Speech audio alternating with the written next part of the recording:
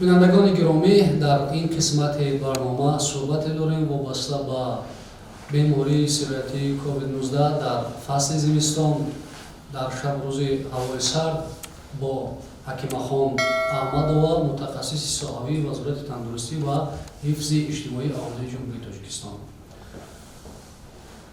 در فصل زمستان در هوای سرد بیماری هایی که موسمی هستند، بیماری های زکام مانند چی خصوصیت دارند، مخصوصا بیماری سیریاتی کووید 19؟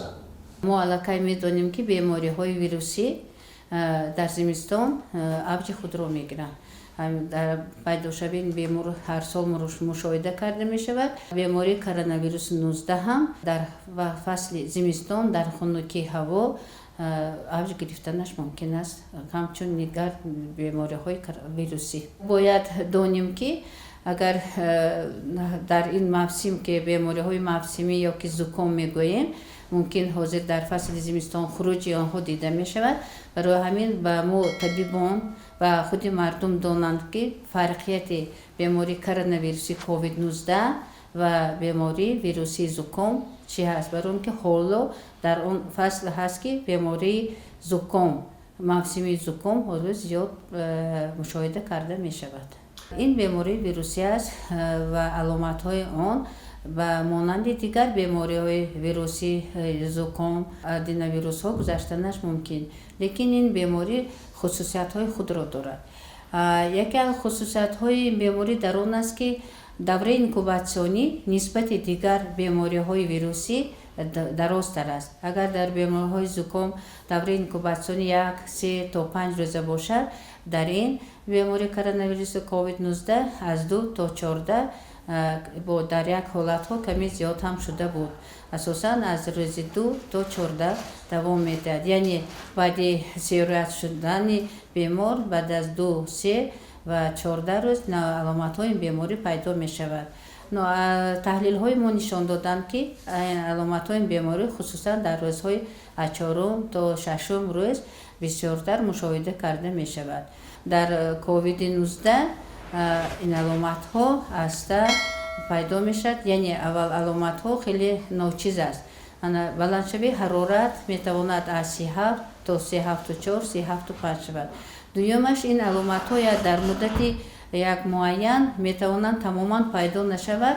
بیمار سرایت یافته است اما خودش را نقص حس کردنش ممکن است، یعنی با یک حالتی در حالت به علامت ها که این چند فایزی علاقه می دانیم که از 75 70 تا 80% به علامت ها گذرانیدنش ممکن است. یا که حالت های سبک، در حالت های سبک هم درجه حرارت بلند نمی شد، یکون 37.1 37.2 37.4 و دیگر علامت ها پیدا نمی شد. ممکن است یک به حالی پشوی اشتها دیده شود که این خصوصیت و بیماری دیگر ویروسی یا که بسیار ما دچار می شویم زکام این خیلی تعلق ندارد. و پیداشوی حالت میان وزنین یا وزنین حالت، در این حالت ها پیداشوی نفس تنگی، بلندشوی حرارت بعد از سیرایت شوی در مدت های معین یا 7 8 9 تا 10 روزه زیاد شوی سیمتوم ها یا که وزن شوی حالت بیمار مشاهده کرده می شود. و دیگر خصوصیتش همین هست که در حالت هایی که اگر پیدا شد ما میگویم آریزه های همین بیماری کرونا ویروس، این آریزه التهاب شش یا که پنیومونی در حالت های موسمی زکام موسمی میتواند اگر پنیومونی پیدا شد فقط یک طرفه شدنش ممکن است. در این حالت در فیصدهای بلند در فیصدهای بالا پنیومونی دو طرفه بوده و پلیسگمنتری موقعهای معده ملکچگاوی که پلیسگمنتری میگوییم که باعث وزمی شدن حالت بیمار میگردد. با کدام عامل‌های معتمد یا باوری بخش میتوانیم با این بیماری مبارزه کنیم یا خود را از گرفتار شوی با این ویروس امن داریم؟ پیش از همه این پیشگیری بیماری هست که آید به طبابت این ممکن است گفتن به مزد به ممانعت به هیچ از در جاهای جمعیتی از خانه برآمدن با نقاب گشتن و استفاده بردن مسافه اجتماعی و حتما اجرا نمودن گیگین شخصی و گیگین جمعیتی. بسیار کسان به این اهمیت نمیتیند یا که میگوین که نقاب چی فایده دارد، لیکن تحلیل های ما نشان دادن که اجرا کردن همین معیارهای عادی پروفیلاکتیکی خیلی مهم است و حکومش برای بیمار نشدن خیلی مساعدت میکند. دویمش اگر در عائله همین بیمار پیدا شد و دیگر شخص گذاشتن هم خیلی فایده کلان دارد. یک هم خودی همین نقاب. برای چی نقاب در کار؟ در وقتی عطسه زدن، بیماری کووید 19 عموما بیماری ویروسی با راه‌های قطروی هوایی میگذرد. در وقتی یکون قطره از بیماری سرایت شده به لب کس، چشم کس، روی کس، دیگر کس افتیده ماند، علاقه فیصد بلند بیمار شوی این شخص وجود دارد. ترس و تهلکه از اون که شهروندان به این بیماری گرفتار میشن برای اونها چی تاثیر میرسونه؟ و تهلکه افتیدن مردم ما از حساب در اینترنت و در شبکه‌های اجتماعی از گفتن آنها مردم بسیار به تهلکه افتادن. لیکن حاضرها خیلی نقص کد علاقه مردم فهمیدن. من وقتی حاضر کاهش یافته است بیماری کووید 19 در جمهوری ما خیلی کاهش یافته است. این هم ممکن یک از سبب اجرا کردن معیارهای پروفیلاکتیکی باشد. از دیگر طرف مردم فهمیدن که به تهلکه افتیدن لازم نیست و به تهلکه افتیدن هم یک سبب بیمار شوی شدنش ممکن است. وقتی که اول مردم بسیار پریشانی میکردن به تهلکه میافتادن، این هم یک به پس شدن ایمونیته انسان آورده میرساند. یکم و دویم در تهلکه بودم من بیمار نشوم، من باید بیمار نشوم، یکی بیمار شدم. وقتی که در اینترنت میخونید علاقه هر یک علامت های وی رو هر یک شخص در خودش یافتنی میشه که فکر میکند که انا این علامت ها در من است، من بیمار هستم. اما این همش نادرست بود. وقتی آخر خیلی خوب است که یکمش بیماری کاهش یافت، کرونا ویروس 19 خیلی کاهش یافته است در جمهوری ما. دوم و مردم علاقه فهمیدن که به اضطراب افتادن لازم نیست.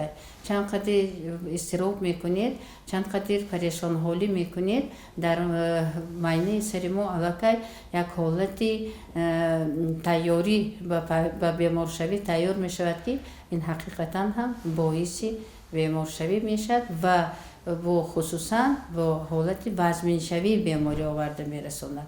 برای این هم وقت آرام بودن در کار، تهلکه افتادن در کار نیست.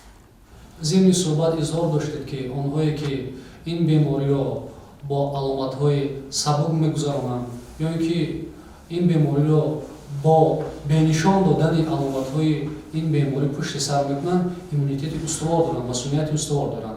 میگفتید که مسئولیت استوار از چه پیدا می‌شود؟ ساختار ایمنی برای انسان این خیلی یک ساختار مهم است و در وقتی ساختار ایمنی بدن در حالتی لازمی باشد، این برای بیمار نشدن یا که برطرف شدن بیماری ها مساعدت میکند. همون شخصانی که ایمونیته بدن داشتن به بیماری گرفتار شدن، اما در حالت سبک، در حالت بی علامت ها گذراندن که حتی یگان شکایت ها نداشتند. وقتی آخر به طرز حیات سالم خیلی کارها کرده شدند و اهمیت بسیار میدهند. در هر یک نقطه های طبی این حجره های طرز حیات سالم وجود دارد و طرز حیات سالم این غذای سالم، گذرانیدن مشق‌های جسمانی و استفاده بردن خوراک‌های معیاری، مبارزه بر ضد فربگی، این مبارزه بر ضد زیاد خوردن نمک‌ها و خیلی مهم است. ما باید هر کس، هر یک شخص طبیب پیش از همه خودش است، طرز حیات سالم را ما دانیم. تشکر زیاد و بینندگان گرامی یادآور میشیم که در این قسمت برنامه صحبتی داشتیم با حکیم خان احمدова، متخصص صحوی وزارت تندرستی و حفظ اجتماعی اهالی جمهوری تاجیکستان وابسته به خصوصیت‌های бемориҳои вирусӣ дар фасли зимистон дар ҳавои сард ва омилҳои пешгирӣ аз он. барномаи субҳи Тоҷикистон идома дорад.